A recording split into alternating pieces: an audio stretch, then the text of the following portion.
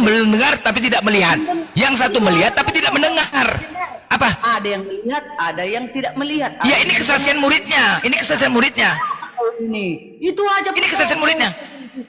Lo kok bisa kan? Iya nggak bisa lah. Kalau berbeda-beda gimana kesaksian berbeda-beda? Nggak, inilah makanya iman kalian paksakan yang berbeda-beda. Oh, tidak dipaksakan. Masa kesaksian berbeda kalian paksakan? Ada yang mendengar, ada yang tidak mendengar. Ya iya kan kesaksian muridnya. Masa satu kayak itu sama-sama berbeda? Satu mendengar, satu melihat, satu melihat, satu mendengar. Gimana itu? Nggak bisa kesaksian ini, nggak bisa jadi rujukan lah. Kalau ada perbedaan nggak bisa rujukan. Nggak bisa. Rujukan bagimu nggak bisa. Bagi kami bisa. Loh, sekarang begini, Ito. Gini loh Ito. Ini berdasarkan kalian berkata, nggak mungkin Tuhan itu salah. Kalian mengetahui Tuhan berdasarkan firman-Nya, perkataannya. Perkataan Tuhan itu harus konsisten. Karena kita kenal hanya perkataan, kita melihat perkataan. Harus konsisten dong. Bagaimana mungkin kita mau yakin terhadap Dia yang tak terlihat tapi perkataannya mencela-mencela. Sebentar A, sebentar B. Gimana kita mau yakin? Bang Blender, gini Bang Blender, dengarlah, santailah diskusinya Bang. Nggak bisa aku itu dari tadi ganggu aja aku dari tadi, sebut-sebut nama aku gas nih. Iya, enggak, iya kan di situ. Kalau kami mempercayai bahwa Yesus itu Rasul, ya kan? Kenapa Bang Blender kepo? Karena kami percaya itu Bang Blender. Ya apa sih untungnya Paulus Bang Blender ketika mengikuti Yesus? Bahkan dia mengorbankan semua status dan karirnya di situ. Kepo. Ya, Kepo dia orang bukannya. Farisi terdidik. Dia murid Gamaliel, dia guru besar Yahudi Paulus itu. Punya reputasi dan masa depan cerah dia. Dekat dengan elit-elit agama di situ. Nah, kau Jun mengikut Yesus, ya kan penderitaan yang didapatnya, apa keuntungannya mengikuti Yesus di dunia ini? Bahkan kepalanya dipenggal di situ. Beda dengan nabimu. Jun, salah. Nabi kami nggak ada yang mati. Dengar ya Jun ya. Yang namanya Rasul, kau dengar ya. Yang namanya Rasul, utusan itu harus dilindungin. Ini kok dibiarkan mati? Udah gila Tuhan itu. Ku tanya sama kau ya. Paulus itu, kau tahu nggak arti Rasul? Rasul tahu nggak Rasul? Rasul tugasnya apa? Tugas Rasul itu apa? Iya, dia memberitakan firman Tuhan. Oke, memberitakan firman Tuhan. Oke, 2 Korintus 11:17. Apa yang aku katakan bukan berdasarkan firman Tuhan. Di situ Bang Blender ya kan ketika dia berdialog dengan dengan jemaat-jemaat kan di situ ya, dia juga menyampaikan kesaksiannya bagaimana dia mengikuti Yesus. Itu kan kesaksian rohaninya Rasul Paulus bagaimana dia mengikuti Yesus. Kan di situ dia Bang Blender. Macet kan? Dan begitu juga dengan kesaksian-kesaksian ketika dia mendapatkan wahyu dari Tuhan. Roma 3 nomor 7. Tetapi jikalau kebenaran Allah oleh sebab dustaku, dusta. Filipi 1:18. Tidak mengapa, sebab sebagaimanapun juga Kristus diberitakan baik dengan maksud palsu. Dusta, palsu.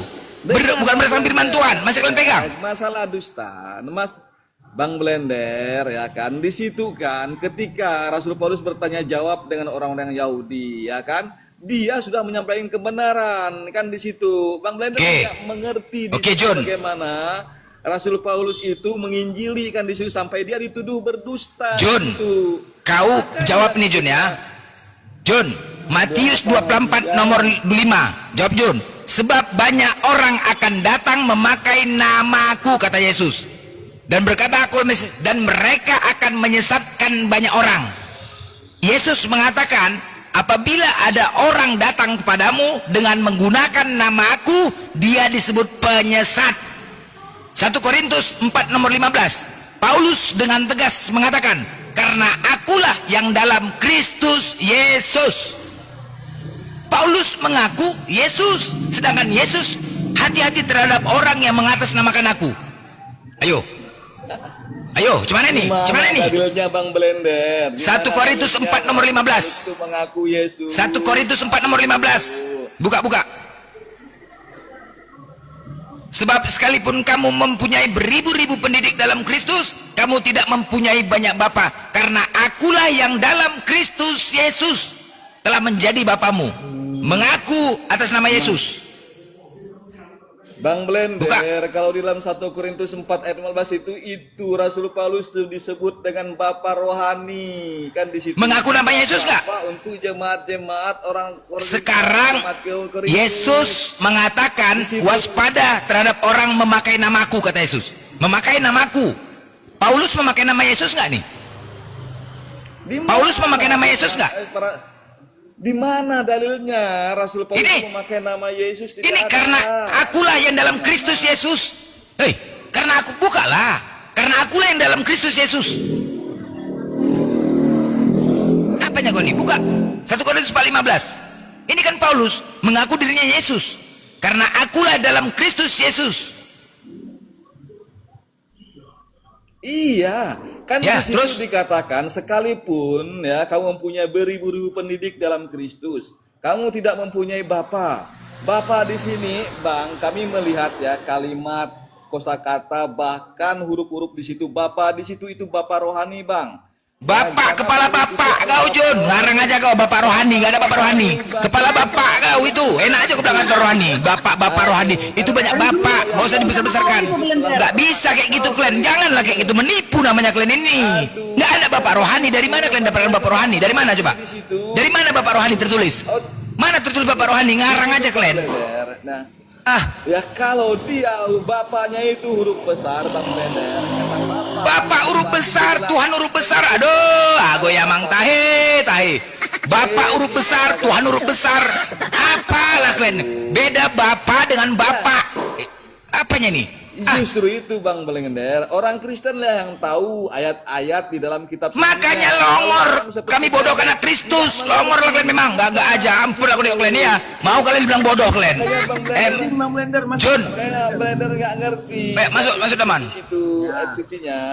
Ya Bang, izin nanya ya Bang Junaidi ya. Dari mana kita tahu ini kan, sebagaimana yang kita tahu bersama, ada potensinya Paulus di awal adalah orang yang menganiaya jemaat. Jangan kau open cam, Daman. Lucu mukamu. Tawanya Saya aku. mau bacot, gue sentil gigimu nanti, diem. Nah, dengar. Pertama, perhatikan. Paulus ini adalah orang yang tidak suka dengan jemaat Kristus. Dan dia menganiaya. Kemudian, adanya validasi dia telah bertaubat. Pertanyaan saya, dari mana kita tahu dia ini taubat beneran ataupun taubat secara palsu karena gagalnya dia memalingkan ajaran yang pertama gara-gara kebenciannya menganiaya jemaat. Dari mana kita tahu ini adalah pertaubatan yang benar? Sedangkan setelah dia bertaubat, begitu banyak yang telah disampaikan Yesus yang dia ubah di kemudian. Dengan kata-kata narasi-narasi yang sifatnya itu retorika. Seakan-akan hukum Tuhan ini sudah tidak berlaku lagi, akan tetapi kita hidup di dalam Kristus. Padahal Yesus mengatakan begitu banyak ayat-ayat yang menerangkan hukum Taurat dan perintah daripada Tuhan, dan apapun larangan daripada Tuhan menjadi bukti kepada ketaatan kita terhadap Tuhan. Tapi Paulus begitu mengatakan dan mendeklarasi dirinya sebagai orang yang bertobat, begitu banyak hukum yang berbalik setelah dia bertobat. Pertanyaan saya, dari mana kita tahu dia bertobat dengan sebenar-benarnya? Oke, Bang Daman ya kan ya. Ya, di dalam kekristenan dalam kitab suci itu sudah jelas sebenarnya Bang Daman ya kan. Kita tidak hanya sekedar mendengarkan cerita tentang orang-orang yang bertobat. Di dalam kitab suci saya, kalau saya lihat itu bahwa dari Paulus dia adalah penganiaya orang Kristen di dalam kisah para rasul di situ, dia bertobat. Ia mendukung penangkapan dan pembunuhan di situ, Bang, kan di situ. Tetapi setelah bertobat, ia memberitakan Injil terbesar, ya kan, di orang-orang non-Yahudi dan mengorbankan segalanya, ya kan, baik jabatannya, baik karirnya dikorbankannya, Bang, kan di situ untuk memberitakan Injil. Hidupnya penuh dengan penderitaan demi Yesus, Bang, kan di situ, demi Yesus dalam 2 Korintus 11 di situ. Nah, itulah perubahan yang sungguh luar biasa itu, ya. Kalau kita berpikir secara logika, orang yang benar-benar bertobat biasanya tidak kembali ke jalan lama, Bang. Junaidi, Ya kan? pakai data Pernahkah Junaidi. Yesus, ya dengar dulu, Bang, pernahkah Pakai data mendapati Junaidi. bahwa Iya ngomong tadi itu pakai data. Gini, pernahkah, Bang, setelah dia bertobat, Iya, pakai setelah dia data. bertobat, dia Perhatikan. membunuh orang. Ya kan? Iya. Tidak 1 pernah. Korintus ya, 6 ayat 9 Rasul Bang Paulus. Junedi, bacakan. 1 Korintus Iya. 6 ayat 9. Dari situ nampak dia bertobat. Ini dia, aku baca ya. Atau Iya, tidak tahukah soal kamu pengakuan tobat. bahwa orang-orang Bentar, yang saya tidak klarifikasi adil dulu. tidak Soal akan mendapat pengakuan bagian dalam bertobat. kerajaan Mudarni, perhatikan. Elohim. Di Aceh, Jangan sesat, perhatikan. orang cabul, Perhatikan, penyembah perhatikan dulu, berhala, Mudarni. orang Sabar, berzina, sabar. banci, orang pemburit. Iya. Tunggu dulu. Pencuri, orang kikir, pemabuk, pemfitnah dan penipu. Perhatikan Bu Darni. Ya, di Aceh ya, dulu ada yang namanya Senok Hangronde.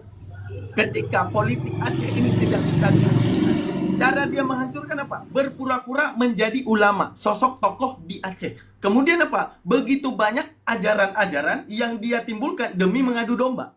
Ini artinya, kalau kita membangun logika, ada yang namanya setelah diserang daripada faktor eksternal, dianiaya dari luar, nggak bisa.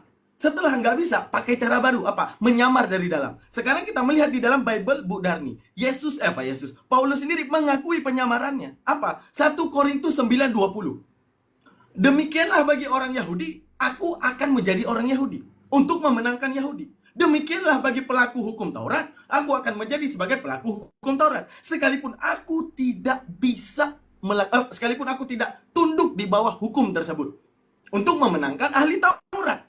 Sekarang kita lihat Matius 5, 18, 19, 22 itu semua tentang hukum Taurat. Selama langit dan bumi ada, hukum Taurat tidak pernah batal. Akan tetapi keluar dalil Efesus. Apa dikatakan? Dengan matinya Kristus di tiang salib, maka batallah hukum Taurat. Untuk menunjukkan apa? Yesus sendiri yang mengatakan, waspadalah terhadap nabi-nabi palsu yang menyamar seperti domba, padahal dia serigala yang buas. Yesus memberikan perumpamaan serigala dalam kawanan domba, yang domba ini tidak sadar seperti Bu Darni, Bang Junaidi, yang terus membela serigala, yang merenggut iman dari dalam, yang menggigit iman dari dalam, yang kemudian setiap perintah Tuhan, dia akan mengatakan ini tidak terjadi. Yang setiap perintah Tuhan, ini tidak pernah berlaku. Kita sudah hidup dengan damai. Ini menunjukkan apa? Dari awal dia ingin menganiaya jemaat. Karena apa?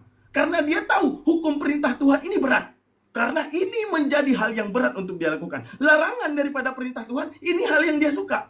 Sehingga kalau ajaran ini berkembang, berpotensi setiap perintah akan dilaksanakan, setiap larangan daripada Tuhan akan menjadi larangan terhadap dirinya. Setelah menganiaya jamaat, dia berpikir, akankah ini akan merusak ajaran? Tidak. Ternyata dengan pengakuan palsu bertobat, inilah yang dapat menghancurkan ajaran. Apa? Buktinya adanya Bu Darni, buktinya adanya Bang Junaidi yang tak berhasil mengidentifikasikan siapa serigala yang memakai jubah domba, yang Anda merupakan domba-domba tersebut, yang tidak sadar itu serigala yang telah memakan kawanan Anda. Makanya saya tanya, dari mana kita akan tahu bahwa pertaubatan daripada Paulus ini benar-benar bertaubat? Buktinya setelah dia bertobat, begitu banyak hukum-hukum baru yang keluar dari mulutnya. Akan tetapi kawanan domba yang tidak sadar, dia adalah serigala, dagingnya diberikan secara mentah-mentah untuk Buktinya digrogol. dibaptis 3.000 jiwa. Kau pernah mendapat 3.000 jiwa? Pernah kau bawa ke Islam 3.000 jiwa? Pernah? Banyak. Daman. Banyak 3.000 jiwa. Yang saya Paulus temukan ini, itu. ini Bukan, dia nih. coba nyambung. Paulus di dalam Coba Kisah Para nyambung. Rasul 2 ayat 1, dia membaptis 3.000 jiwa. Iya. Kau berapa? Kau Yang udah saya berapa tanya membaptis bukan orang? bawa Masuk orang, Islam? Bu Darni. Bukan bawa Itu, diam kau tunggu orang. dulu. Yang saya Kenapa? tahu, Bu Kenapa Darni, Paulus bertobat? Ini dia, dengarkan dulu. Taubatnya dari mana? Gini Bu Darni. Dengarkan. Pahami Ini. filmnya dulu. Pahami Oke. filmnya dulu. baru jawab. Roma 12 ayat 10 sampai 9. Ayat 9. Hendaklah kasih itu jangan pura-pura. Jauhilah yang jahat dan lakukanlah yang baik. Budak, Nggak ada dibilang pahami Paulus, filmnya bunuhlah. Potonglah Tidak. jari-jarinya, penggallah Budak, kepalanya. pahami Nggak filmnya ada dulu, dibilang biar Paulus. jangan rusak. Diskusinya mau ke arah mana biar jangan rusak. Filmnya Ya, tapi dipahami kau dulu. tadi mengatakan di mana buktinya Paulus bertobat? Apa? Kita Bukan lihat dari Paulus Paulus itu dia bertobat. Dari mana kita tahu ini tobatnya benar? Sedangkan Dari ayat-ayatnya ini, dengar kau dulu ini, Ya Roma udah, ayat-ayat Roma yang 12 menjelaskan ayat, ini ayat pertobatan 10. palsu Bu Darni. Dengar dulu. Menjelaskan pertobatan palsu. Kau bilang palsu, kami bilang Coba asli. baca 1 Kami Korintus Kristen. 9:20. Coba baca Dengarkan 1 dulu ini. Korintus 19:20. Roma 12 ayat 10 sampai 9. Coba baca 9. 1 Korintus Hendaklah 19:20. kasih itu Salah suara jangan lu, Bet. pura-pura. Salah suara lu, Jauhilah salah yang suara. jahat dan lakukanlah yang baik. Jangan ngamuk-ngamuk, jangan ngamuk-ngamuk. Jangan. Kepalanya, potonglah jari-jarinya, darahnya halal. Gak ada. Paulus gak ada ajarannya kayak gitu. Ayat 10.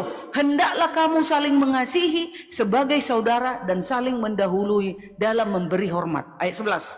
Janganlah hendaknya kerajinanmu kendor. biarlah rohmu Oke, menyala-nyala kontak dulu, men. dan melayani Salah suara Tuhan. tuh jauh. Ayat 12, bersukacitalah dalam pengharapan, sabarlah dalam kesesakan, dan bertekunlah di dalam doa. Ayat 13, bantulah dalam Nggak nyambung, pecahkan piring nih, nggak nyambung. Yang ditanya di mana pertobatannya? Suruh kali pertobatannya kapan? Suruh piring nih gara-gara dari ini. Habis piring, woi bertobatnya kapan? Suruh semuanya. Di mana bertobat? Bertobat.